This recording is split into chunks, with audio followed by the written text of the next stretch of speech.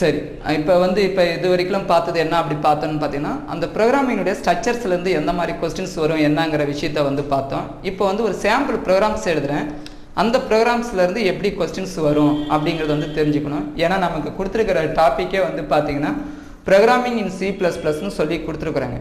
அப்போ இந்த ப்ரோக்ராமிங் இன் C++ல எவ்வளோ கொஸ்டின்ஸ் சார் அப்படின்னு பார்த்தீங்கன்னா நமக்கு அலாட் பண்ணியிருக்கிறது வந்து பார்த்தீங்கன்னா 20 மார்க்ஸ் வந்து கொடுத்துருக்குறாங்க. அது நீங்கள் பார்த்துருப்பீங்கன்னு நினைக்கிறேன். இந்த 20 மார்க்ஸ்க்கும் நான் சொல்லக்கூடிய வழிமுறைகளை நீங்கள் ஃபாலோ பண்ணிங்கன்னா அப்படியே 20க்கு 20 கேரண்டி. அதில் எந்த ஒரு மாற்றமும் கிடையாது. அதுக்கு நான் என்னங்க சார் செய்யணும் அப்படின்னு பார்த்தீங்கன்னா நான் சொல்லக்கூடிய வேவை மட்டும் ஃபாலோ பண்ணிக்கோங்க. அதுக்கு முன்னாடி நீங்கள் எந்த லெவலில் இருக்கிறீங்கிறத வந்து ஃபஸ்ட்டு தெரிஞ்சுக்கலாம். ப்ரோக்ராமிங்கை பொறுத்த வரைக்கும் நான் எதிர்பார்க்கக்கூடியது என்ன அப்படின்னு பார்த்தீங்கன்னா குறைஞ்சது அந்த 20 மார்க்ஸில் வந்து பார்த்தீங்கன்னா 7 to 8 கொஸ்டின்ஸ் வந்து கண்டிப்பாக பார்த்தீங்கன்னா ப்ரோக்ராமிங்கில் வந்து இருக்குங்க. அதில் எந்த ஒரு மாற்றமும் கிடையாது. அப்போ ப்ரோக்ராமிங்லேருந்து எப்படிங்க சார் கேட்பாங்க அப்படிங்கிற ஒரு சின்ன டெஸ்ட்டை மட்டும் பார்த்துக்கலாம். உங்களுக்கு தெரிஞ்சிருக்கும் C++ஐ பொறுத்த வரைக்கும் ஹெடர் ஃபைல் இல்லாமல் ப்ரோக்ராம்ஸ் வந்து பார்த்தீங்கன்னா அவுட்புட் வந்து வராது. ஸோ ஃபஸ்ட்டு வந்து பார்த்தீங்கன்னா நம்ம என்ன செய்யணும் அப்படின்னு பார்த்தீங்கன்னா ஹெடர் ஃபைல் வந்து ஹேஷ் சிம்பிள் இன்க்ளூட் என்ன செஞ்சுருக்கணுங்க IO stream.hன்னு வந்து கொடுத்துருக்கணும் இல்லைங்களா. அடுத்தது என்ன செஞ்சுருக்கணும் அப்படின்னு பார்த்தீங்கன்னா வாய்டு யூஸ் பண்ணியிருக்கணும். அடுத்தது வந்து பார்த்தீங்கன்னா மெயின் ஆஃப் கொடுத்துருக்கணும் இல்லையா. அடுத்தது கர்லி ஓப்பன் பிரேஸ் கொடுத்துருக்கணும். லாஸ்ட்டாக கர்லி க்ளோஸ் பிரேஸ் கொடுத்துருக்கணும். சரிங்களா. இதில் வந்து இப்போ என்ன ப்ரோக்ராம்ஸ் பார்க்க போகிறோம் அப்படின்னு பார்த்தீங்கன்னா சி அவுட்டில் நல்லா தெரிஞ்சுக்கோங்க. சி அவுட்டில் வித்தின் டபுள் கோட்ஸில் வெல்கம்னு கொடுக்குறேங்க. சரிங்களா. சி அவுட்டில் வித்தின் டபுள் கோட்ஸில் வெல்கம்னு கொடுத்துருக்குறேன். சரிங்களா. இப்போ இதுக்கு என்ன அவுட்புட் வரும் அப்படின்னு பார்த்தீங்கன்னா இது என்னங்க சார் ஒரு பெரிய விஷயமாங்க சார். சி அவுட்டில் வித்தின் டபுள் கோட்ஸில் என்ன கொடுக்குறோமோ அது அவுட்புட்டாக வந்திருக்கும். வெல்கம்ன்ட்டு சொல்லுவீங்க. இது என்னுடைய கொஸ்டின்ஸே கிடையாது. நீங்கள் சொல்கிறது சரிதான். இதிலிருந்து என்னங்க சார் கொஸ்டின்ஸ் வரும் அப்படின்னு பார்த்தீங்கன்னா நல்லா தெரிஞ்சுக்கோங்க. சி அவுட்டுங்கிறது எதை ரெஃபர் பண்ணுது அப்படிங்கிறது தான் என்னுடைய கொஸ்டின்ஸ். சி அவுட் அப்படின்னா எதை ரெஃபர் பண்ணுது. For example as usual 4 option வந்து கொடுக்குறேன். ஆப்ஷன் ஏ அதாவது ஆப்ஷன் ஃபர்ஸ்ட் ஆப்ஷன் எதை கொடுக்குறேன் அப்படின்னு பார்த்தீங்கன்னா ஃபர்ஸ்ட் ஒன் வந்து பார்த்தீங்கன்னா கிளாஸ் அப்படிங்கிறத கொடுக்குறேன். செகண்ட் ஆப்ஷன் என்னத்த அப்படின்னு பார்த்தீங்கன்னா ஆப்ஜெக்ட்னு சொல்கிறேன். சரிங்களா. தேர்ட் ஆப்ஷன் என்ன அப்படின்னு பார்த்தீங்கன்னா ஆப்ஷன் 1 and 2 வந்து சொல்கிறேன். சரிங்களா. ஃபோர்த் ஆப்ஷன் என்ன சொல்கிறேன் அப்படின்னு பார்த்தீங்கன்னா நன்னு சொல்கிறேங்க. இது எதுக்கான கொஸ்டின்ஸ் அப்படின்னு பார்த்தீங்கன்னா சி அவுட்ங்கிறது எதை ரெஃபர் பண்ணுது அப்படின்னு கேட்குறேன். கிளாஸை குறிக்குதா, ஆப்ஜெக்டை குறிக்குதா, இல்லை ஆப்ஜெக்ட் 1 and 2 வந்து ஆப்ஷன் 1 and 2 குறிக்குதா, அல்லது வந்து பார்த்தீங்கன்னா நன்னான்னு கேட்குறேங்க. உங்களுடைய ஆன்சர் என்னங்க? தப்பு. நான் இதை எதிர்பார்த்த ஆன்சர் தான். சி அவுட்டுங்கிறது எதை குறிக்குது அப்படின்னு பார்த்தீங்கன்னா ஆப்ஜெக்டை ரெஃபர் பண்ணுது. நல்லா தெரிஞ்சுக்கோங்க. அப்போ சி அவுட்டில் வித்தின் டபுள் கோட்ஸில் கொடுக்கறது எல்லாமே நம்ம அவுட்புட்டாக வருங்கிறது நமக்கு தெரிஞ்சிருக்குங்க. ஆனால் அப்படி ப்ரோக்ராம்ஸ் கேட்காம சி அவுட்டுங்கிறது எதை ரெஃபர் பண்ணுது அப்படின்னு கேட்டாங்கன்னா ஆப்ஜெக்டை ரெஃபர் பண்ணுது. மறந்துடாதீங்க. சரிங்க சார். அடுத்த கொஸ்டின்ஸ் என்னங்க சார் கேட்பாங்க அப்படின்னு பார்த்தீங்கன்னா இந்த ஆப்ரேட்டர் பேர், இந்த ஆப்ரேட்டருக்கு உங்களுக்கு பேர் தெரிஞ்சிருக்கும். இதுக்கு பேர் என்ன ஆப்ரேட்டருங்க? கரெக்டு, இன்சர்ஷன் ஆப்ரேட்டர்னு அர்த்தம். நல்லா தெரிஞ்சுக்கோங்க. இந்த ஆப்ரேட்டருக்கு பேர் உங்களுக்கு தெரிஞ்சிருக்கும். என்ன ஆப்ரேட்டர் அப்படின்னு பார்த்தீங்கன்னா இன்சர்ஷன் ஆப்ரேட்டர். இதுலேருந்து கொஸ்டின்ஸ் என்னங்க சார் கேட்பாங்க அப்படின்னு நல்லா பார்த்துக்கோங்க. இந்த ஆப்ரேட்டர் பேர் இன்சர்ஷன் ஆப்ரேட்டர் தான். சரிங்களா. இது எதுக்காக யூஸ் பண்ணுறோம் அப்படின்னு பார்த்தீங்கன்னா இப்படி கேட்குறேன். ஃபர்ஸ்ட் ஆப்ஷன் வந்து பார்த்தீங்கன்னா இன்சர்ஷன். சரிங்களா. இன்சர்ஷன் ஆர் புட் ஆப்ரேட்டர்னு கொடுக்குறேங்க. சரிங்களா. இன்சர்ஷன் புட் ஆப்ரேட்டர்னு கொடுக்குறேன். ஆப்ஷன் 2 வந்து பார்த்தீங்கன்னா இன்சர்ஷன் ஆர் கெட் ஆப்ரேட்டர்னு கொடுக்குறேன். சரிங்களா. தேர்ட் ஆப்ஷன் சரிங்களா எக்ஸ்ட்ராக்ஷன். நல்லா தெரிஞ்சுக்கோங்க. எக்ஸ்ட்ராக்ஷன் கெட் ஆப்ரேட்டர் அப்படின்னு கொடுக்குறேன். அடுத்தது ஃபோர்த் ஆப்ஷன் எக்ஸ்ட்ராக்ஷன் புட் ஆப்ரேட்டர்னு கொடுக்குறேன். நீங்கள் எதை செலக்ட் பண்ணுவீங்க? இந்த ஆப்ரேட்டருடைய யூஸ் என்னன்னு கேட்குறேன். இந்த ஆப்ரேட்டர் யார், எதுக்காக யூஸ் பண்ணுறோம் அப்படின்ட்டு ஒரு 4 ஆப்ஷனாக கொடுத்துருக்குறோம். சரிங்களா. இதில் நீங்கள் எதை செலக்ட் பண்ணுவீங்க? நல்லா தெரிஞ்சுக்கோங்க. இந்த ஆப்ரேட்டருக்கு பேர் என்ன அப்படின்னு பார்த்தீங்கன்னா இன்சர்ஷன் ஆர் புட் ஆப்ரேட்டருங்கிறது தான் கரெக்டு. கெட் ஆப்ரேட்டருங்கிறது வந்து தப்பு. நல்லா ஏன்னா இங்கே பொறுத்த வரைக்கும் இன்சர்ஷன் ஆர் புட் ஆப்ரேட்டருங்கிறது தான் சரியான ஆன்சர். இப்போ தெரியுதுங்களா எந்த மாதிரி கொஸ்டின்ஸ் கேட்பாங்க. நம்ம இப்போ ஆன்சரை என்னடா அவன் 40 கொஸ்டின்ஸ் சொன்னால் 40 கொஸ்டின்ஸில் இப்போ நம்ம எத்தனை கொஸ்டின்ஸுங்க எடுத்துருக்குறோம். இப்போ 4 கொஸ்டின்ஸ் கேட்டுருக்கேன். இந்த 4 கொஸ்டின்ஸில் எத்தனை ஆன்சருங்கிறது நீங்கள் எனக்கு ஃபைனலாக சொன்னால் போதும். சரிங்களா? ஸோ இது எல்லாமே நம்ம பார்த்தது. அப்போ சி அவுட்டுங்கிறது ஆப்ஜெக்டை ரெஃபர் பண்ணுதுன்னு தெரிஞ்சிருக்கணும். இந்த ஆப்ரேட்டர் வந்து எதுக்கு யூஸ் பண்ணுறோம் அப்படின்னு பார்த்தீங்கன்னா இன்சர்ஷன்ஸ் ஆர் புட் ஆப்ரேட்டர்ங்கிறத தெரிஞ்சிருக்கணும். சரிங்களா? சரி, அடுத்தது இன்னொரு ப்ரோக்ராம்ஸ் பார்க்கலாம். இப்போ வந்து பார்த்தீங்கன்னா இதுக்கு என்ன அவுட்புட்னு சொல்லுங்க பார்க்கலாம்.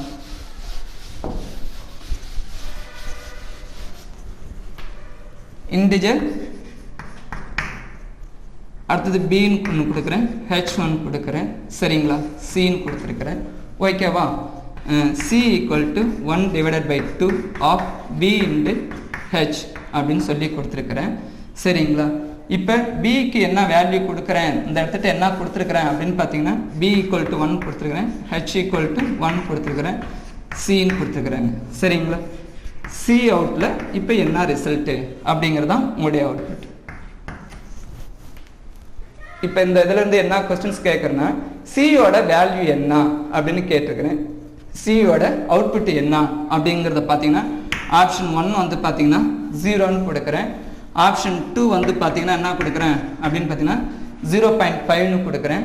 ஆப்ஷன் 3 என்ன அப்படின்னு பார்த்தீங்கன்னா 0.00 அப்படி கொடுத்துருக்குறேன்.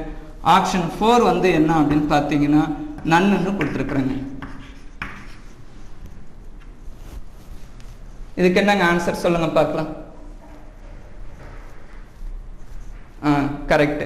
எது இப்போ சொன்னீங்க? 0.5 தானே சொன்னீங்க. இப்படி சொல்லணும்னு எனக்கும் ஆசை தான், ஆனால் 0.5 கிடையாது, அது தப்பு. சரிங்களா? எப்படிங்க சார் சொல்கிறீங்க அப்படின்னு பார்த்தீங்கன்னா இப்போ நீங்கள் என்ன நினச்சிக்கிட்டீங்க அப்படின்னு பார்த்தீங்கன்னா ஏங்க சார் பிக்கும் 1 தானே கொடுத்துருக்குறோம், ஹெச்க்கும் 1 தானே கொடுத்துக்கிறோம், அப்போ 1 × 1ன்னா 1 தானே, 1/2 வந்து பார்த்தீங்கன்னா இது 0.5 தானே அந்த இடத்துல வந்திருக்கும் சார். அப்போ நமக்கு கிடைச்சி 1 × 0.5னா 0.5 தானே ஆன்சர்னு நீங்கள் நினைக்கிறீங்க. ஆனால் இங்கே 0.5 கிடையாது. நமக்கு கிடைக்கக்கூடிய ரிசல்ட் வந்து என்ன வரும் அப்படின்னு பார்த்தீங்கன்னா 0ங்கிறது தான் சரி. ஏங்க சார் அப்படின்னு பார்த்தீங்கன்னா நல்லா தெரிஞ்சுக்கோங்க. இங்கே நம்ம டிக்ளரேஷன் பண்ணியிருக்கிறது என்ன டைப் அப்படின்னு பார்த்தீங்கன்னா இன்டிஜருங்கிற ஒரு டேட்டா டைப் வந்து கொடுத்துருக்குறோம். இன்டிஜர்ங்கிற ஒரு டேட்டா டைப் வந்து கொடுத்துருக்குறோம். ஸோ இன்டிஜருங்கிற ஒரு டேட்டா டைப் கொடுத்ததால இங்கே வந்து பார்த்தீங்கன்னா இன்டிஜர்னாலே நமக்கு தெரிஞ்சிருக்கும், வித்தவுட் ஃப்ராக்ஷனல் பார்ட்டுங்கிறது நமக்கு தெரிஞ்சிருக்கும். அப்போ வித்தவுட் ஃப்ராக்ஷனல் பார்ட்டு அப்படின்னு பார்த்தீங்கன்னா நமக்கு வந்து 0.5ன்னு இருக்கா, அப்போ வித்தவுட் ஃப்ராக்ஷனல் பார்ட்டு பாயிண்ட் இல்லாமல் எதுவோ அதை தான் வந்து இங்கே கணக்கில் எடுத்துக்கும். அப்போ இந்த ப்ரோக்ராம்ஸை பொறுத்த வரைக்கும் நமக்கு கிடைக்கக்கூடிய ரிசல்ட் வந்து என்னன்னு வரும்னு பார்த்தீங்கன்னா 0 தான் அவுட்புட்டாக வருமே தவிர 0.5 கிடையாது. அப்போ நாம் என்ன செஞ்சுருப்போம் அப்படின்னு பார்த்தீங்கன்னா மேனுவல் கால்குலேஷன்ஸ் வந்து இங்கே எடுபடாது. இப்போ தெரியுதுங்களா எந்த மாதிரி ப்ரோக்ராம்ஸ்ன்ட்டு? சரிங்க சார், இப்போ என்ன நீங்கள் கேட்குறீங்க, அடுத்தது இந்த இடத்துல ஃப்ளோட்டு கொடுத்தா என்ன வரும்னு கேட்குறீங்க, அப்படி தானே? சரி, இப்போ நீங்களே சொல்லுங்கள் பார்க்கலாம். இந்த இடத்துல நான் ஃப்ளோட்டுங்கிறத கொடுக்குறேங்க. சரிங்களா? இந்த இடத்துக்கிட்ட இப்போ ஃப்ளோட்டுங்கிறத கொடுக்குறேங்க. சரிங்களா? இப்போ என்ன ஆன்சர் வரும்னு சொல்லுங்கள் பார்க்கலாம். இப்போ 0.5ன்னு சொல்கிறீங்க இல்லையா? இப்போவும் நான் சொல்கிறேன், நல்லா தெரிஞ்சுக்கோங்க. இங்கே ஃப்ளோட்டுன்னு கொடுத்ததால நமக்கு என்ன வந்துடாதுங்க, நமக்கு 0.5 வந்துடாது. உதாரணத்துக்கு இந்த இடத்துல இப்போ 0.05ன்னு கொடுக்குறதா நினச்சிக்கோங்க. ஆப்ஷன் இந்த மாதிரி கொடுத்துக்கிறேன், இந்த இடத்துல ஃப்ளோட்டுன்னு கொடுத்துருக்குறேன். ஆப்ஷன் வந்து பார்த்தீங்கன்னா 0.5, 0.05 நன்னு கொடுத்துக்கிறேன், 0 கொடுத்துக்கிறேன். இப்போ நீங்கள் வந்து என்ன ஆப்ஷன் சொல்லியிருக்கீங்க, ரிசல்ட் என்ன சொல்லியிருக்கிறீங்க அப்படின்னு பார்த்தீங்கன்னா 0.5ன்னு சொல்கிறீங்க. இப்போவும் நான் என்ன சொல்கிறேன்னா இங்கே இப்போவும் ஆன்சர் வந்து பார்த்தீங்கன்னா 0 தான் வரும். ஏன் சார் அப்படின்ட்டு இப்போ நீங்கள் எங்கள் கொஸ்டின்ஸ் கேட்பீங்கன்னு நினைக்கிறேன். சரிங்களா? இந்த இடத்துல ஃப்ளோட்டுன்னு கொடுத்துறதால உங்களுக்கு வந்து பார்த்தீங்கன்னா உடனே இங்கேயும் 1 இங்கேயும் 1 அப்படின்னு பார்த்தீங்கன்னா 0.5ன்னு வந்துடாது. நல்லா தெரிஞ்சுக்கணும். அப்போ எப்போ தான் நீ சொல்லக்கூடிய அந்த 0.5 வந்து வரும்? இன்டிஜர்னு கொடுத்தாலும் வராதுன்னு சொல்கிற, ஃப்ளோட்டுன்னு கொடுத்தாலும் வராதுன்னு சொல்கிற. அப்போ நான் எதிர்பார்க்கக்கூடிய ஆன்சர் 0.5 எப்போ வரும் அப்படின்ட்டு நீங்கள் கேட்டிங்கன்னா நல்லா தெரிஞ்சுக்கோங்க. ஃப்ளோட்டுங்கிறது வித் ஃப்ராக்ஷனல் பார்ட்டுன்னு அர்த்தங்க. அதாவது பாயிண்ட் வச்சு பாயிண்ட் வச்சு ஏதோ ஒரு வேல்யூ கொடுத்தா மட்டும்தான் நீங்கள் எதிர்பார்க்கக்கூடிய அந்த ஃப்ளோட்டிங் ஃபார்மேட்டு வரும். ஃபார் எக்ஸாம்பிள் எப்போ அப்படின்னு பார்த்தீங்கன்னா இந்த இடத்துக்கிட்ட நல்லா தெரிஞ்சுக்கோங்க, இந்த இடத்துக்கிட்ட 1.0ன்ட்டோ அல்லது இந்த இடத்துக்கிட்ட 1.0ன்ட்டோ அல்லது சார் நான் இந்த இடத்துட்டையும் கொடுக்கல இந்த இடத்துட்டையும் கொடுக்கலிங்க சார் அப்படின்ட்டு, அல்லது இந்த இடத்துட்ட 0.0 அல்லது இந்த இடத்துட்ட 2.0 கொடுத்தா மட்டும்தான் நீங்கள் எதிர்பார்க்கக்கூடிய 0.5 வருமே தவிர, அதர்வைஸ் நீங்கள் வந்து சும்மா ஃப்ளோட்டுன்னு டிக்ளரேஷன்ஸ் பண்ணிட்டு எங்கேயுமே பாயிண்ட் வச்சு ஆன்சர் கொடுக்காம, இந்த மாதிரி பாயிண்ட் வச்சு எந்த ஒரு வேலையுமே கொடுக்காம 0.5ன்னு எதிர்பார்த்தீங்கன்னா அது தப்பு. இப்போ புரியுதுங்களா? அப்போ எப்படிலாம் கொஸ்டின்ஸ் வந்து கேட்பாங்க, எந்த மாதிரி வரும், நாம் மேனுவல் கால்குலேஷன் இப்போவே உங்களுக்கு சில விஷயங்கள் தெரிஞ்சிருக்கும்னு நினைக்கிறேன். என்ன தெரிஞ்சிருக்கும் அப்படின்னு பார்த்தீங்கன்னா, இப்போ என்னை பொறுத்த வரைக்கும் ஒரு 6 கொஸ்டின்ஸ் வந்து கேட்டிருக்கிறேன். அந்த 6 கொஸ்டின்ஸில் எத்தனை பேர் சரிங்கிறத வந்து பார்த்துக்கோங்க. ஃபஸ்ட்டு கொஸ்டின்ஸ் என்ன கேட்டிருந்தேன் அப்படின்னு பார்த்தீங்கன்னா, ஸ்ட்ரீங்கிறது வந்து ஒன்று கேட்டிருந்தோம், அதுக்கு சரியாக ஆன்சர் பண்ணியிருக்கிறீங்களான்னு பாருங்கள் அப்படின்னு சொல்லியிருந்தோம். அடுத்தது வந்து பார்த்தீங்கன்னா கர்லி ஓப்பன் பிரேஸ் சொல்லியிருந்தோம், அதுக்கு சரியாக ஆன்சர் பண்ணியிருக்கிறீங்களான்னு பார்த்துக்கோங்க. அடுத்தது பார்த்தீங்கன்னா சி அவுட்னு ஒரு கொஸ்டின்ஸ் கேட்டிருந்தோம், அதுக்கு சரியாக இருக்கான்னு பாருங்கள். அப்புறம் இன்சர்ஷன் ஆப்ரேட்டர் பற்றி சொல்லியிருப்போம், அதுக்கு நீங்கள் வந்து தெரிஞ்சிருக்கணும். அடுத்தது வந்து பார்த்தீங்கன்னா இந்த மாதிரி 2 ப்ரோக்ராம்ஸை வந்து மாற்றி கொடுத்துருக்குறோம். இப்போ இதுக்கான ஆன்சர்லாம் நீங்கள் சரியாக பண்ணியிருக்கிறீங்களா? இந்த 6க்கு 6 எடுத்திருந்தாலே ஓரளவுக்கு நீங்கள் ஆன்சர் பண்ணலாம். அப்போவும் நல்லா தெரிஞ்சுக்கோங்க, இந்த 6 கொஸ்டின்ஸும் ஸ்கூல் புக்கில் இருந்தால். ஸோ ஸ்கூல் புக்கிலேருந்தே இப்படி கேட்குறானுங்கன்னா மற்றது உங்களை ஃபில்டர் பண்ண, ஏன்னா இருக்கக்கூடிய 814 போஸ்ட்னு சொல்லி வச்சு இல்லையா, அதில் ஃபில்டர் பண்ணுங்கும்போது அப்போ என்ன செய்வாங்க, யூஜி லெவலில் எப்படி கேட்பானுங்க, பிஜி லெவலில் எப்படி கேட்பாங்க, அடுத்தது பார்த்தீங்கன்னா அண்ணா யூனிவர்சிட்டி, மெட்ராஸ் யூனிவர்சிட்டி இதெல்லாம் எப்படி ஃபில்டர் பண்ணுவாங்கங்கிற விஷயத்தை தெரிஞ்சுக்கிட்டு அதுக்கேற்ற மாதிரி வந்து படிக்க ஆரம்பிங்க. சரிங்களா? அடுத்த கொஸ்டின்ஸ் வந்து பார்க்கலாம்.